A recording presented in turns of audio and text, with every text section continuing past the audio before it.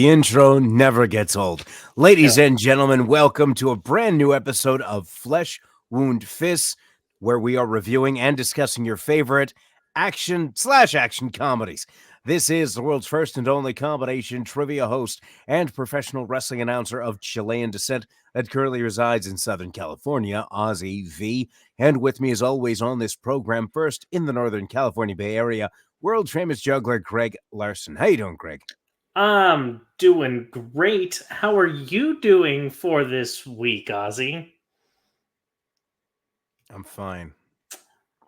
I believe I don't like that tone. I just have this feeling that this is one of the last times you'll be fisted in your 30s. Oh my God. A whole different experience in your 40s. Really threw me off guard there. And so a happy upcoming birthday to you, my good friend. Thank you very much. I appreciate that. Also with us, ladies and gentlemen, Flesh Wound producer Todd. Almost called you Fresh Wound producer. I thought you were saying fresh because how fresh our opening is. So I guess you can call me the Fresh Maker. There you go, Greg.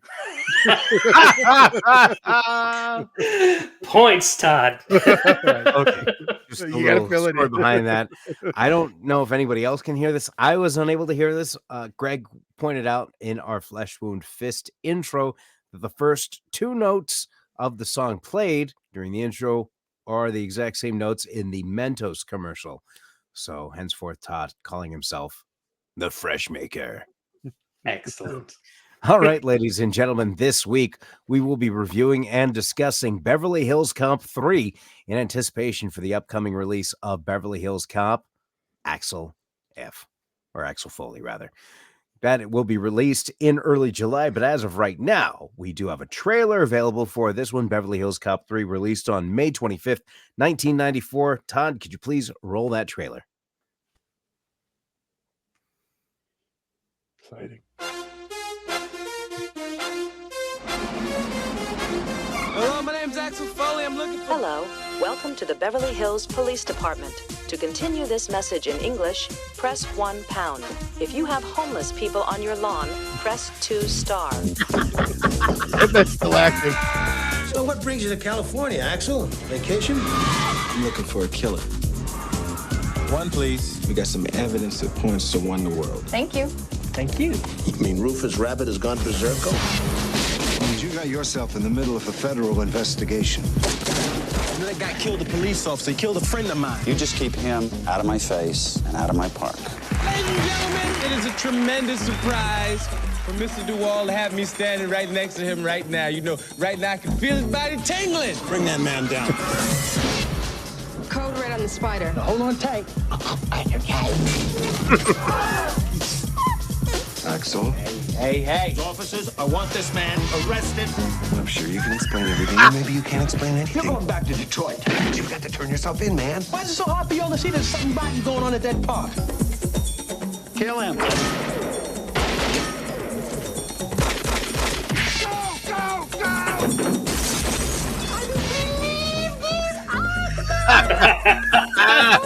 Buddy, how you doing? Surge, right? I'm like dazzled by your new look. Look at your skin and your hair. And then finally you have black hash poopies, which are totally retro, which I love. You put a really good package together. That was the trailer for Beverly Hills Cop 3, released on May 25th, 1994, starring Eddie Murphy and John Reinhold. Among others, we just saw Brenson Pinchot return as Serge. Just turned 30. I just realized that as you said the date. That's right. 30-year-old. Wow. Actually, it's kind of interesting to have a 30-year-old follow-up for a sequel. Yeah, it's been 30 years. So, coming up soon. This was directed by John Landis, Todd's favorite, as well as written by Steven D'Souza, which I found interesting because this individual also wrote the screenplay for Die Hard, also wrote 48 Hours and Commando, some of his more well-known films. Initial thoughts on this, similar with the others. I had only watched the first one a couple of years ago. Well, actually, I should say a few years ago with the Netflix actual disc version. We've been watching the second one. And just initially, I will say, and I don't know if this is because I have a history with working in a theme park. I might have enjoyed this one as much as the first, definitely better than the second. And just an initial, like right off the bat. I'm not sure if it was because I saw who it was written by and I was biased, maybe. But I didn't. This one definitely hit me better than the last. I was curious about that because you're both theme park workers, or have been in the Right. past, I should say. Right. And I mean, it's obviously a poor man's Disneyland. I mean, How rude. am I wrong? What? It's So- more like a glorified Knott's Berry Farm. On top of that, most of that was filmed at Paramount's Great America, although I don't know if it was Paramount's at that time, which I was thought it was my Six Flags. nope. Well- and that was there's probably multiple scenes. I know there's also Universal Studios in part of Yeah. it, but yeah, majority of this film is filmed at Great America in Santa Clara, which was my first job and first time getting into juggling, and so many years of good times working for the Nickelodeon show. And as a matter of fact, there's the Stage show, not the other one. yes, stage show. Be clear, There's right no now. producers. It was no funny business. But there's in one of the shootout scenes near the end where you can see the sign for the Vortex and Triple Play, which are two of the only rides they actually had their real names of the rides in the film. There's a stage back behind the gazebo, which was where my old Y2 Chaos juggling show was. So it was kind of fun to see all this and brought back some memories. That's cool. Yeah. So did John? that influence you? Oh, sorry, I'm already asking. Yeah, it's this one. I remember I saw it whenever it was 30 years ago, probably at the Block. No, it would have been before. This would have been at the Buena Park Mall. There you go. That's forever ago. Was it the And at- UA8 at the time? It was the UA8. Oh, at the yes! time. It was. Yeah, I remember that. Yes. I saw 90% of my movies at my youth. 95% of my movies in my youth were at that theater. Obviously at the time it's not as good as the other two. I think I finally nailed what the issue was. My initial thoughts was I wasn't a huge fan of this. It was paled in comparison to the first two. Now, 30 years later, my opinions changed a bit, but we'll get into that as we talk about it more. I was able to have a lot more fun. It's more of a nostalgia picture now because 94 was a good year in my view. So it worked. And I do like the theme park element this time more. It hurts from some of the lack of Taggart and stuff like that. But overall, this time, I had a really good time. And if you guys don't know what my favorite scene is, I'll be kind of surprised. So it's an easy one, really. So, but there we go. We'll get to that eventually. Oh, I was already thinking. I can't even tell if he froze or not. Are you waiting to be acknowledged? Oh, his fingers up. Dang it! Dang it! No, I fell for it. That's not even my hand. Looks like it to me. I'm just gonna AI munch out of there, so it's just gonna be you with it. Coming soon next week. Just make munch disappear. Okay, I want to ask you this: cameos. Did you notice? Yes, I did. Which- When I saw it, I was like, "Is that?" And then I waited for the credits and saw. But which one? There. See, I don't know which one you caught. There's one I caught- obvious one. Okay, yeah, I caught George. Yeah. George Lucas one. Yes. That's it. You didn't catch Joe Dante. Excuse me. You didn't catch Joe Dante. I did not. Who else was there? There's Joe Dante. There's other directors. Okay, Landis doesn't pop in on it. Arthur Hill, George Lucas, John Singleton. Did you not notice John Singleton? the black guy in the movie, not Eddie Murphy. The other would pop up. But there's like the scene at the bar is like all famous directors. Like even has I forget Famous Monsters, Forey Ackerman. But yeah, they're all over. Like almost any older person you see pop up is pretty much a director. I can't believe you missed Joe Dante. That's the one I was now. Well, now you're gonna have to watch it again. John Singleton was the fireman. Yes. This is really bothering me now. Yeah, I didn't know what his cameo was, and it's not jumping off the top of my head. Yeah, but yeah, it's like I don't know. John Landis just went for it and just like, I'm getting all my buddies in and we're doing it. But didn't he have some cameos in some of his other stuff too? But this one, yeah, it was just all directors. So now I was just gonna have to watch it again. He missed his favorite Joe Dante. Dang it. Oh, well. Oh, there he is. He's the jailer. There you go. Yes. Got it. Okay. Good. So. Jailer. Okay. So, well, I'm really curious now, but I guess I want to build up to this moment of, Todd teased his favorite moment as being an easy one to point out. Ooh, and you even said it in your response. I even said it in my response. Yeah, it's not going to be easy for you. I can already tell. Yeah. So, Greg, you want to kick us off on a favorite moment? Yeah. I'm going to take two because I know no one's going to take them real quick, and because they're not for the actual film in a way. So, because like I said, I have a connection to Great America.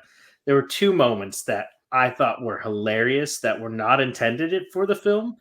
There was one of the scenes in the shootouts at the end where one guy shoots another guy, and I'm looking at the locations in the park, and I'm like, that part of the scene shot at like the front of the park, and that part of the scene, the guy getting shots in like the back of the park, that is an impossible shot. So I had some fun with that. But then also I laughed really hard at the fact that all the security there was like in really good shape. And if you've ever worked at a theme park, no, that's like not the case. Like they're either like retiring or way out of shape half the time. So I laughed way too hard at those parts, like unintentional for the movie. But yeah, those are definitely my favorite parts. I had a really tough part, or tough moment choosing between two. But I think I'm going to have to go with the latter that I have written down. I'd always felt, I mean, it's pretty obvious. Eddie Murphy is essentially the Bugs Bunny type character in all these movies. With everything that he does is very reminiscent of Bugs Bunny. So seeing him put his own face on the theme park money just made me lose it because it totally seemed like a Bugs Bunny move, like such like a classic Looney Tunes, like awesome. That cracked me up 100%. So the anticipation is over. Todd, what is this? Well, I want to tell you guys something else first because I didn't mention it when we were talking about cameos, and that was the late great Julie Strain, who was in a ton of movies. You might recognize her from the Heavy Metal posters. She was the girl for the second one. She was the Annihilator girl. Yeah, but yes, that's the gun, the Annihilator. So right. There's a tip off of my favorite scene. But I want to throw that out there. Now, my favorite scene. I mentioned on another show, well, no, but either way, my favorite scene, very simple, with the Annihilator when he goes to shoot it the second time, and instead of it shooting, Eazy-E comes out of the gun. So there you go. See, I told you it should have been an easy one. Yeah. That is, of course. So that I cannot go with that not being my favorite scene, but I will give you a bonus favorite action sequence. Sucker for this. And it's kind of a familiarity thing that Greg has with the theme park stuff. The fight in the earthquake.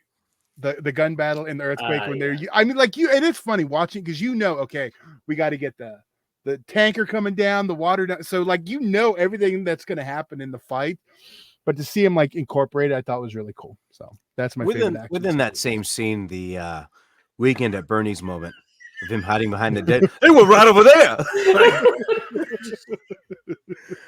Yeah, that was the other two that I had written down that I was really torn between. Now there is so when towards the end you hear the same song playing over and over and over as a shooting scene's going on, and he comes after he shoots Sky and he says, "Could somebody please turn off that music?" I just visualized myself in Toontown at age 18 and just thinking the same thing before I learned how to tune it out. But it's like that voice at age 18 came back to say, like, yeah, that's we wanted to say that so much, so badly. That's actually in my notes because I was going to ask you about that because you guys had to deal with that looped music constantly. And that must have been, like you said, kind of cathartic, I guess, for you to get to see it. It became easier to tune out because it was like 4 or 5 songs that would be on a loop, right? So it'd be like every 20 minutes you keep hearing the same song. There was one now we're just gonna delve into theme park stuff because this movie took place in a theme park and we want to talk about music on a loop. Please, somebody turn this off. There was I think it was I don't know if they went back to hand-drawn animation, Home on the Range, which at the time was the last hand-drawn animated movie being produced by Disney, right? With Roseanne Barr providing one of her voice of one of the cows. Not saying anything, just leaving that Disney there. said it for you. Disney said it for me. So there was a bunch of masks that kids could go in and color, and then they would like glue them onto like sticks so they can hold the masks above their face, whatever, right? The problem is that the licensed song for the movie by Katie Lang was the only song playing over and over, and like it was 3.5 minutes on repeat. One song on repeat. That is an audio form of Chinese water torture. And then one day, a lady came in and was like, "Oh, I think I can sing like her." Oh, no. Oh, yes. I had to stand. I couldn't even go outside. I had to stand inside to make sure none of the kids were eating the crayons. And I had this lady thinking she's the second coming of Katie Lang. Oh, maybe somebody will hear me at Disneyland and then I'll get hired to be a singer. Oh my, like she was like really belting it. Like, I get it. We get it. All right. So yes. as someone at least I was able to wear my own jeans. That was the plus. That's a good time. As someone who's been at the resort for some time with you, if you had to choose between that, being stuck in one of the rooms at Mickey's house and that repeat music, or that little stage right outside of It's a Small World where they have characters sometimes, if you had to pick one of those, what would be the worst situation for you? I'm automatically going to say the staging area by It's Small World would be the last on my list. Like I would mind the least, primarily because you have the train going, right? Oh, and okay. you have a lot of crowd noise going on. It's That's fair. outdoor, right? That's fair. Mickey's I was house. just really thinking about this when he's like, I'm putting myself in these locations. Mickey's house would be the not as bad. Because granted, while all those songs were on there were still songs. I mean, like I watched these same cartoons as a kid. The Fantasia Room would only put you to sleep. That was the biggest challenge of Fantasia Room, was trying to stay awake. But all the other rooms, like you had seen these cartoons, and so it had a kind of like a sense of history to it. So it's not like I really minded that much. But you know, a song that was just recorded in 2003 that was being placed on repeat, that's like a watered down country song, just made me want to punch myself in the face over and over and over again. Like I said, I got to wear my own jeans, so that was a plus. I want to do that if I hear the Katie Lang song once, so I feel you. Yeah, and you couldn't go anywhere. You couldn't go anywhere. You're like, stuck. Yeah, you try to walk out the door before you were supposed to, and a gate would just close down. And then all of a sudden, the music would go a notch louder. So you just wouldn't try it. I don't make the rules. That's just the way it happened. So breaking the speakers. Okay, so getting back to Beverly Hills Cop 3, though. Honorable mention, I think all of us must have enjoyed the Serge scenes. Yes. Seeing his comeback for his little bit and his line where he developed, it's Serge. Serge sounds like a detergent. Just like a great like throwaway line that was probably ad-libbed. Just fantastic for him. So I was Would have actually been funny if coming he said a bad soda, because that would have worked. Would have timed out. that's pretty good. Mm. I came in with lowered expectations. I'm sure. For this one, because didn't have as much fun with 2 as I did with the first. So I was thinking, okay, the third, maybe they just had access to a theme park. Let's just put a movie in a theme park. But I saw it was written by Steven D'Souza, and I was like, okay, let's see what we got. And I don't know if this was happens to be by coincidence, but he can really write a villain well so far, what I've seen. Ooh, John Saxon. We did not mention him. Legend and actor. He was one in there also. We did not mention. Not in Nightmare on Elm Street. Nancy's dad's is probably his most notable role. Gotcha. So, I felt that this one was kind of leaned more in action than comedy. Like you pretty much had any. Oh, no, I thought this one felt a little more goofy or comedy than the others. It felt like goofy in terms of the opportunities where I guess the environment was created for Axel to be most Axel, but everybody else, like in terms of seeing his chief shot in the beginning of the movie, there's that extra emotional attachment there that you hadn't seen previously, where he like just goes out and tries to deck a guy, right? You hadn't seen that previously. So it was nice to see something new and seeing a different side of him. Like what happens when he actually loses somebody that he cares about. You see the funeral thing happen. You hear it's the scene between him and the widow. It's kind of a nice scene where he mentions like what was his last words, and then he tries to tell her something that he believes she would want to hear.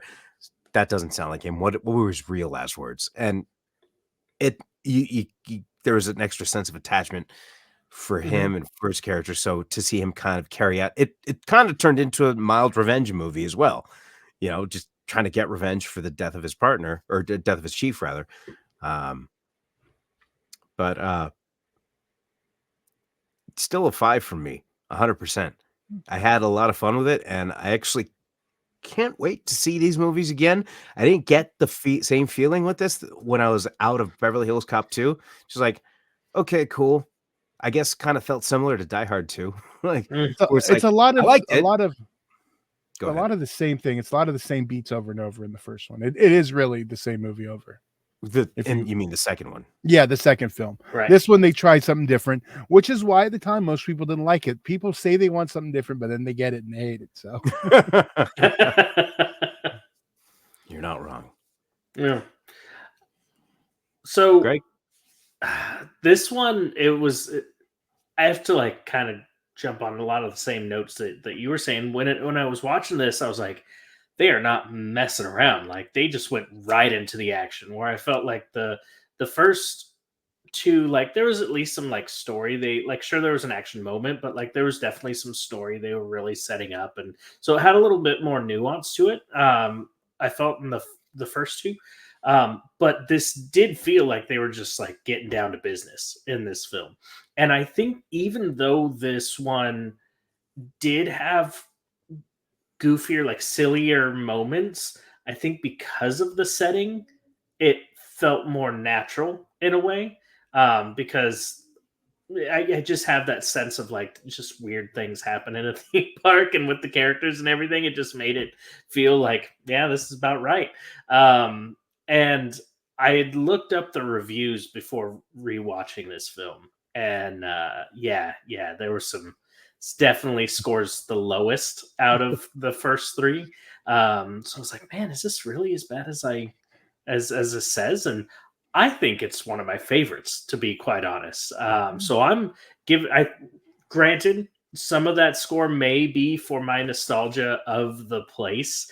And although there's no underground tunnels at Great America, just to let you know. they're gonna be trying to open the trees there now. Yeah. But yeah, this one's a 5 for me. It was fun. It had some action moments like that were great, and also hit on my nostalgia parts. So yeah, all around 5 for me. I just to make an addendum, Todd, real quick before we get to you, is what I appreciated towards the end is I actually had that sense of how is this going to end? I mean, Yeah. you messed up. How? I mean, so I appreciated that. Like, it had you guessing up until like the very pushed it till the very last moment. So I thought that was, it's not even today something you see often. Like you kind of have a predictable, well, then this should happen and this happened. And if this works, okay, so you know the plan's going to happen because if this works, we all get to see the credits, like, so this was, it had that sense of, we're like the driving to the airport. And I'm like, I'm trying to, in my head, I'm like, how could we go from here? And then one thing happens, you're like, oh, okay, well, where can they go from here? And then the ending kind of just manifests organically, to Greg's point, what you were saying. It had a natural feel to it instead of something that was just trying to be rehashed. So I'm sorry, Todd, you may go ahead. Oh, no, that's fine. I'm going to talk about the director for a minute. So I understand why Eddie Murphy wanted John Landis to do this because of trading places, obviously.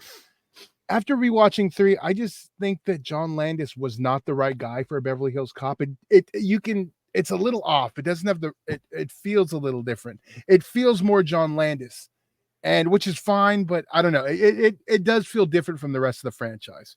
I'm not saying it's exactly a Landis crash and burn, but it's still a fun flick, and I'm gonna give it. Yikes! Yeah. Okay, well, 4 is still good. Yeah.